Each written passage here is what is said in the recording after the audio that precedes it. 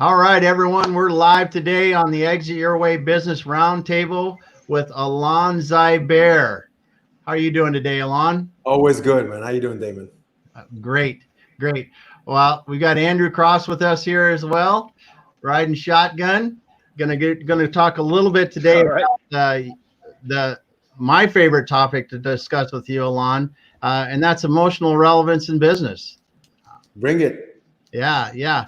So, can you explain a little bit of your background and then kind of, how emotional relevance, how you kind of came upon this or the light was shown upon it and what it's really helped you to do? Yeah, it's a little personal, but I think a lot of these stories of how people come up with something that they're passionate about. So, I grew up to a father that I'm sure he loved me, but never showed love, right? So I always craved growing up, always still do crave for that, call it emotional hug, right? To feel loved. And then a few years ago, when I went to school, my bachelor in New York, I started working as a tour guide, Okay. right? And I remember, watching the back of the bus and seeing this, father and a daughter, or parents with two kids, or just family oriented. And I remember it twitching my heart. So that's when the passion, the trigger of that emotional sense was there. And the other thing I noticed is that I have the ability to actually almost scan the room, the bus, doesn't matter what it is, and really see the people's body language, reaction, the need, and react to it. And that led to a bunch of my friends that have seen me and bosses that have seen me do this thing that seems natural to me. Yeah. Say, hold on a second, how did you do that? And a few years ago, I started thinking, what is that? What do they mean by that? Yeah. Right?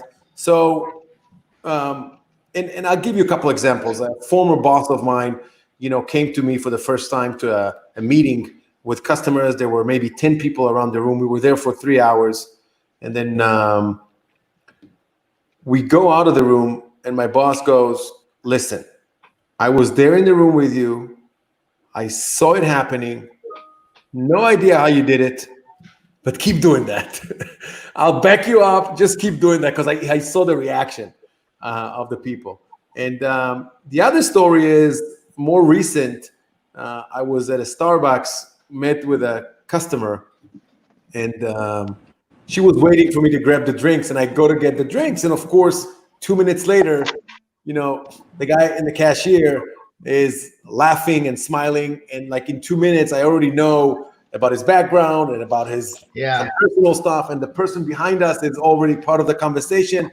And I made people just emotionally connected. And I sit down and my customer goes to me, you know what you are? And I said, what? She goes, you are a people connoisseur. So all of these things have been happening. And about 2.5 years ago, I started writing about emotional relevance. I coined the term emotional relevance because I started learning about emotional intelligence, EQ, the old brain, the reptilian brain, all those things. And I started connecting psychology and science. So in my search to find what is that my friends have been saying, how did you do that? How did you get them to react like this? Yeah. I started researching, and then I coined emotional relevance, started writing a blog about it, and started to develop methodologies around it while I was working in sales and managing sales teams. And David, it worked. It's been working, and I didn't invent anything new. I just, formulated it a little different and shared it with people, that some people who are already doing it saying, oh yeah, so this is how you call it, and this is how I can leverage it. And some people who have no idea learn how to do it. Yeah. So that's how it kind of came about.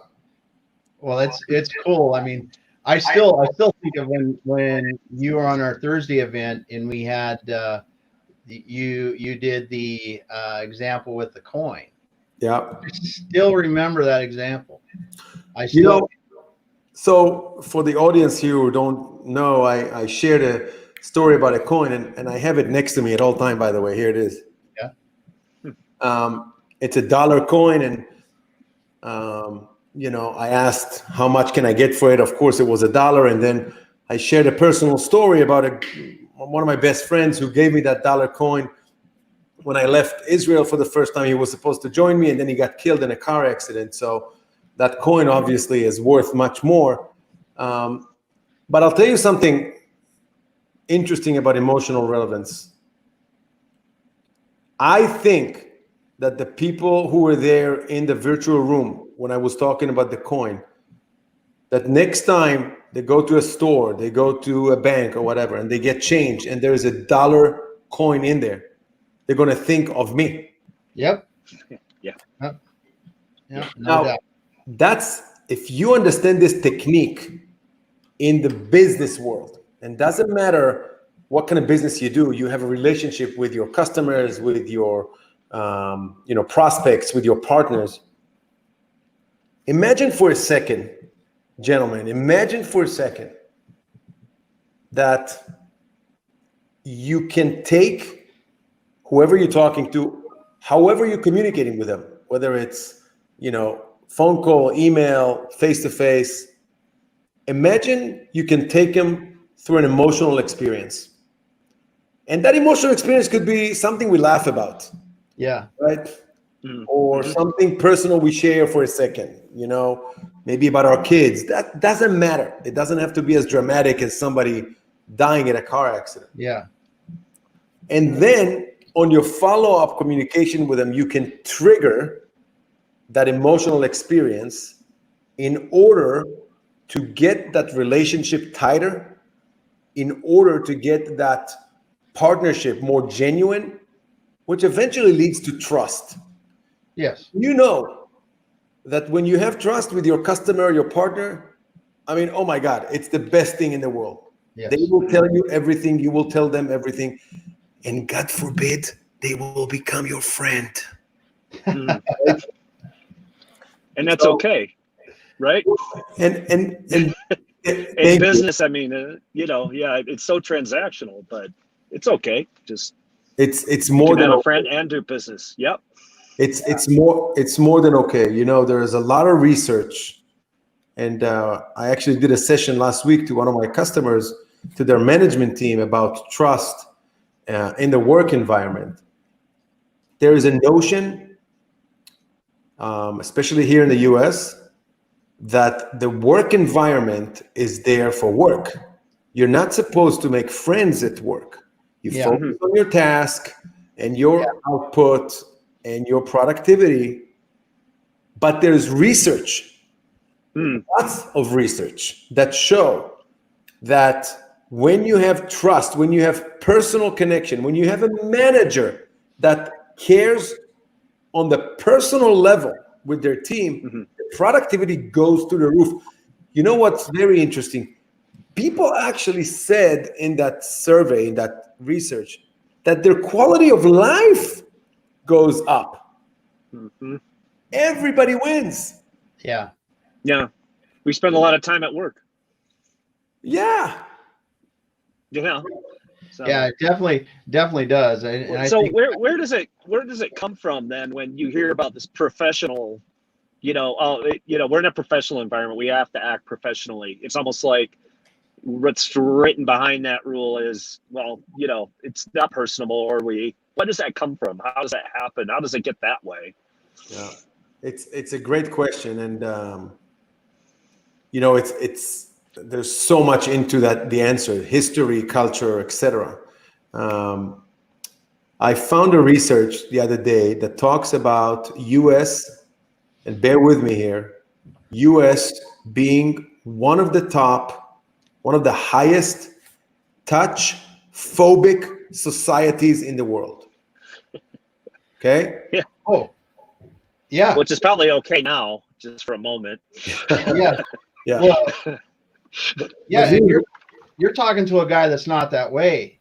I mean, when I manage people and I'm in businesses and stuff, and I get to know people, I catch myself worrying about that because I'll walk up to somebody that I'm mentoring and I'll put my hand on their shoulder and talk to them when I talk to them.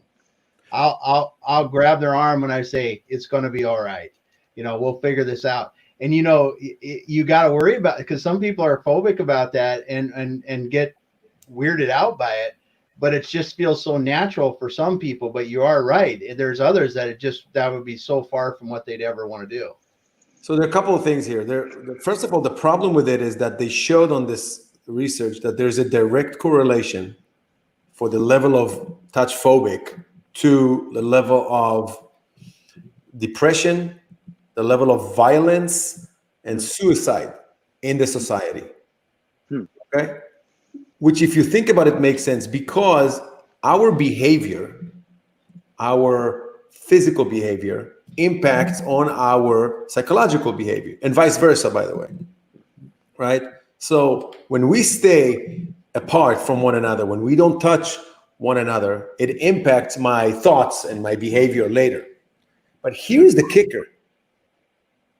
The human being needs the hugs. Yeah. Not want, needs to feel connected. Yeah. Needs to feel hugged. Right? Otherwise, you get violence, you get all that. Now, oh yeah. I'm kind of trying to avoid answering your question, Andrew, because it's a lot of things, but it's history, and it's, I got to share. I don't have to, but I want to share something with you. Good. Corporate America, I work with foreign companies on how to use emotional relevance in selling in American, right? A lot of foreign companies speak English, but they don't speak American. Yes. And I add emotional relevance to it. But there's a thing called the corporate dance, as you know. And I think it's very sad how a lot of companies are HR driven these days. Yes. Because if you came to me and you hugged me in a corporate environment and I didn't like it, what's so wrong with me coming to grabbing you on the side later and say, hey, Damon, I don't like being hugged. And that's it. It's over. Yeah. I got a call at a former company that I worked. HR had me on speed dial, Damon. And I got a call one day, true story, I wish I would lie. We were getting ready for a presentation, a big pitch to a large brand the next day. And we were in this room in the hotel, like a lounge we rented for hours. And then you get room service, you get food, whatever. At one point, so 3 weeks later, I get a call from HR asking me if it's true that that I took my shirt off and remained with an undershirt. Oh my goodness. And I said, maybe, I don't know, I don't remember. Apparently, somebody in the room felt uncomfortable that I took my button-down shirt off and remained with a white t-shirt. And I know what you're going to ask. No, it was not a wife beater. It was a white Hanes t-shirt. Yeah. Now, as ridiculous it may be, if she felt uncomfortable with it, okay, what is the goddamn point of going to HR for it? I mean, what are you getting out of it? Why not be human and say, hey, listen, I don't feel comfortable. Yeah. I respect it. Yeah. So maybe there's something there, Andrew. It's unfortunate. It's unfortunate. Yeah. Hey, but why is but again, why is the situation where they feel that the only way they can address it is through HR, some sort of intermediary, right? So there's such a, it's cool when you do get in organizations and you see the difference, and that particularly like in small organizations, because you won't see it in the big places like that. But it's, you guys, maybe have a relationship where you can go, hey, put a shirt on, yeah. But with all these tiers, and I don't know. Of course, that's why I don't work there, because I tell you what though, you can get into there are big organizations that are run the right way though, that I believe circumvent a lot of that, because what that is I mean, part of it comes back to the fact that are you running an organization that encourages debate of any sort, or any sort, I don't want to use confrontation, because that's not confrontation. It's just normal conversation, really. And if you don't have, there's so many organizations where they don't want anybody, oh boy, Lord knows, would you ever discuss something with somebody, and have a difference of opinion, even though that's the way you really get innovation and real true development, but I think that's a lot of it. And it is because, we can't do that because of this or that. And because you're so afraid of absolutely everything. And in life, we are going to unintentionally, as you did in that case, someone might not feel comfortable. I mean, let's think about it. When we were kids on the playground and we were in first grade out playing, and we were, playing with our friends or whatever, and we did something that they didn't like, they told us. Where did that go? Well, some of them tattled. Yeah, some of them did. I'll guarantee you, they told somebody first. So one of the corporate challenges that comes out of it is silos, right? Yeah. And so this customer I was mentioning earlier, they have a new manager, and he comes from an organization that was much better at this, and he wants to bring it to the new organization. And while he told me I can't enforce it on the entire organization, I can bring it into my kind of, my team of management. And I think that's where it starts, right? Yeah. Whoever can take that. And they asked me on the intro session, what is the way, how do you go about, building those bridges and taking down those silos by using emotional relevance? And I told them one of the basics of emotional relevance is, and if you remember on the session, I went through the effective cycle of communication. Yes. And it has to have a two-way channel of communication. Two-way. So once you identify the touch point between the silos, between the inter-company departments, inter-department relationship, you establish the touch point, and the first thing to do is to make sure it's a two-way channel of communication. In most cases, that's for me the most fun, because most cases it's only one-way channel of communication, right? It's usually, hey, I need you to do this, or could you help me with that, but it's never really two-way channel of communication. And the beauty evolves once you establish that two-way channel of communication, because then you teach even one of them to pour in, right, some relevant, emotional, personal, valuable information. Then this is where the magic dust happens, because the other side, because of what I said earlier, listen, I'm basing everything on the premise that we need these things as human beings. When you trigger that emotional trigger, then beautiful things happen. It's just finding that right opportunity, if you may.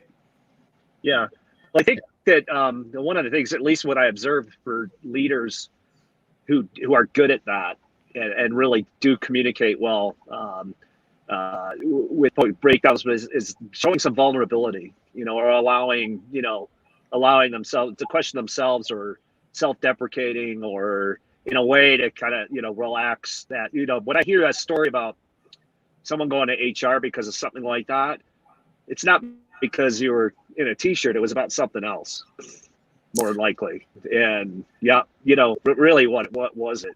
Probably frustration or lack of not being heard, or, that's how they communicate within their organization. They can't.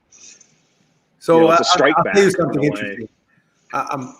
One of the things that I do when I work with teams and organizations is I push them to get more vulnerable. I push them to get more personal, right? Yeah. And it's a process. By the way, I'm a big fan of Brené Brown. who talks about vulnerability and leadership. She's awesome. But so just a couple of weeks ago, I'm online with a team of managers, primarily technical. But I did a little exercise with them, and I said, you select one from the team. There were maybe 15 people. Okay, he selected one. I said, what do you know about them that is personal? Right? This is a team that works together. What do you know? They're virtual, but they work together. What do you know? Tell us something about them that is personal. And they said something about that they both love Starbucks. And then I said, okay, now you, the person that he talked about, you pick somebody else. And they did. Tell me something about them. And they said something about, oh, you like dogs, right? Now, this is the first time I'm talking to this group. And so it took me a while to build my trust with them as well. Yeah. But at the end, I told them one of the things moving forward, I'm going to push them to become a little more personal. And I said to them, when I asked you earlier, 30 minutes ago, what do you know personally about your teammate? Are you kidding me? Coffee? That maybe they like dogs? Yeah. Come on. Share. Yeah. So I did something with one of them and shared something, and I reciprocated with my story, and and that's it, right? You plant it, and that's it. But it's that, like we talked earlier, right? Like, you're not supposed to talk about relationship or share emotions. And I say, yell, why not? Scream, not why not. Goddamn, do it. Yeah. Yep. Goddamn, do it. Yeah. Right. Yeah. It was almost sad to hear when you ask them personal, Yeah. Well, it was funny. Early in my career, I was running businesses for the investment owners.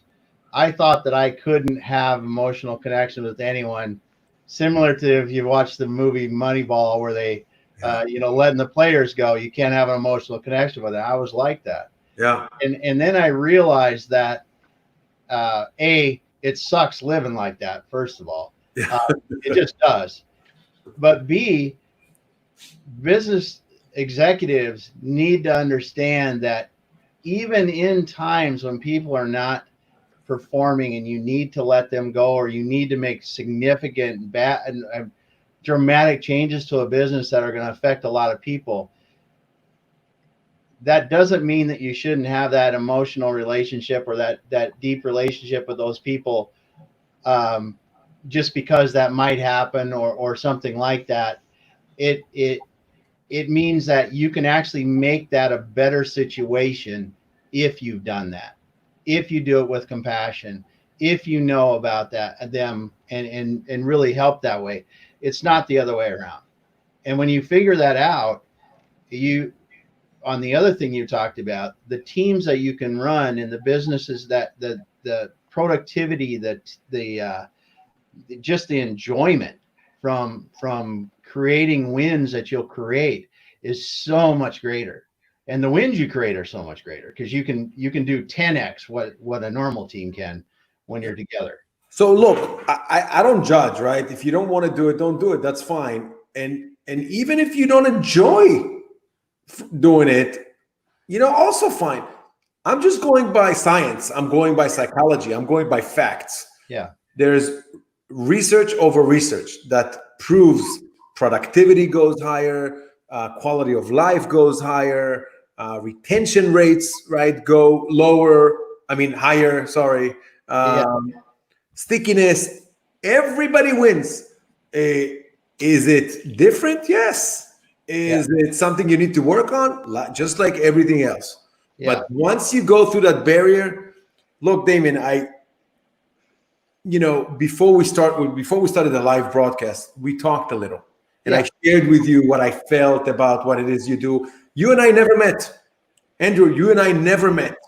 Okay. Yeah. But when I spoke to you for the first time, Damien, I know the story about your kids. I know exactly where they are right now. I know where you live. And because for me, it's become natural, right? I've Yeah. worked at it, and I know how exactly to touch it and how to bring it up again, etc. But it's me. I chose to do it, and that's great. I don't judge. I'm just saying, for managers, especially in the US, it's not easy, but it works. So might as well take advantage of it. It does. Mm-hmm. I mean, when you can do that, go ahead, Andrew. Sorry.